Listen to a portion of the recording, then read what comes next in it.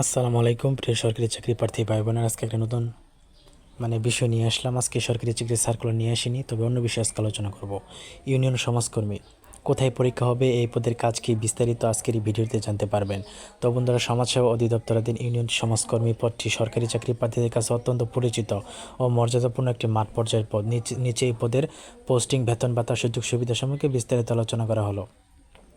1 নম্বর, union সমাজকর্মীর প্রধান কাজ ও দায়িত্ব কী? ইউনিয়ন সমাজকর্মীরা মূলত তৃণমূল পর্যায়ে সরকারের সামাজিক নিরাপত্তা ও জনকল্যাণমূলক কর্মসূচি বাস্তবায়ন করে থাকেন। তাদের মূল দায়িত্বের মধ্যে রয়েছে সামাজিক নিরাপত্তা কর্মসূচি বাস্তবায়ন, সরকারের বিভিন্ন ধরনের ভাতার তালিকা প্রণয়ন ও বিতরণ কার্যক্রমে সহায়তা করা।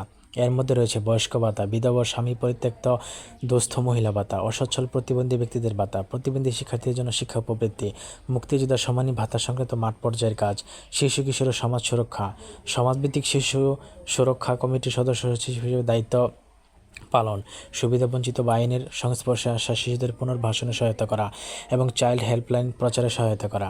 এরপরে রয়েছে সামাজিক সংগঠন নিবন্ধন ও তদারকি, স্থানীয় স্বেচ্ছাসেবী সমাজ কল্যাণমূলক সংস্থা, ক্লাব বা এতিমখানা নিবন্ধনের আবেদন যাচাই বাছাই তদারকিতে উপজেলা সমাজসেবা অফিসকে সহযোগিতা করা, রিপোর্টিং এবং অন্যান্য। এর মধ্যে রয়েছে উপজেলা সমাজসেবা অফিসারের নির্দেশনা অনুযায়ী মাঠ পর্যায়ে বিভিন্ন জরিপ পরিচালনা এবং সরকারের অর্পিত অন্যান্য সামাজিক উন্নয়নের কাজ সম্পন্ন করা। এখন আমরা পোস্টিং বা কর্মস্থল কোথায় পোস্টিং হয়। এই পদে নিয়োগপ্রাপ্তদের সাধারণত দেশের যে কোনো ইউনিয়ন পরিষদে পোস্টিং হয়, তবে বিশেষ করে আপনার নিজের যে ইউনিয়ন পরিষদে সেখানে বেশিরভাগই পোস্টিং দেওয়া হয়। ঠিক আছে, অন্যান্যখানে পোস্টিং খুবই রেয়ার, খুবই কম, তবে নিজের ইউনিয়ন পরিষদে সবচেয়ে বেশি পোস্টিং দেওয়া হয়। তারা উপজেলা সমাজসেবা কার্যালয়ের অধীন থেকে সংশ্লিষ্ট ইউনিয়নে কাজ করে থাকেন।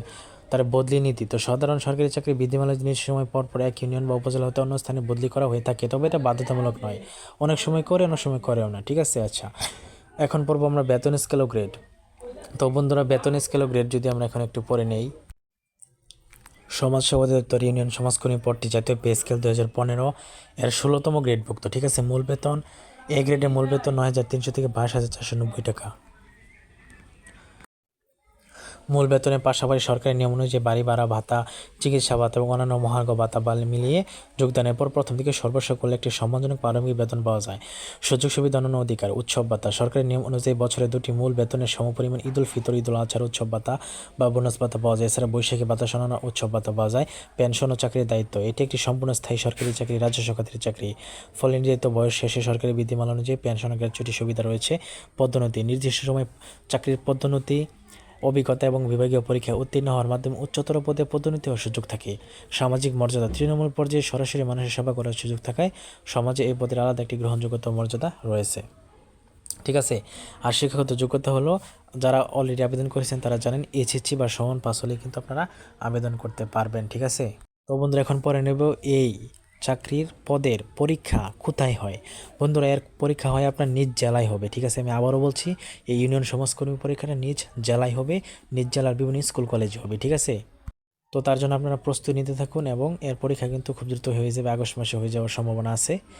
তো এটাই, আর আমার চ্যানেলটা আপনারা সাবস্ক্রাইব করে রাখবেন, এতে করে সব আপডেট কিন্তু সবার আগে পেয়ে যাবেন, সার্কুলার আপডেট। ঠিক আছে, বিভিন্ন ধরনের চাকরি সার্কুলার, বিভিন্ন ধরনের আপডেট পেয়ে যাবেন। তো কোনো কিছু জানা থাকলে অবশ্যই আমাকে কমেন্টে জানাতে পারেন। ধন্যবাদ।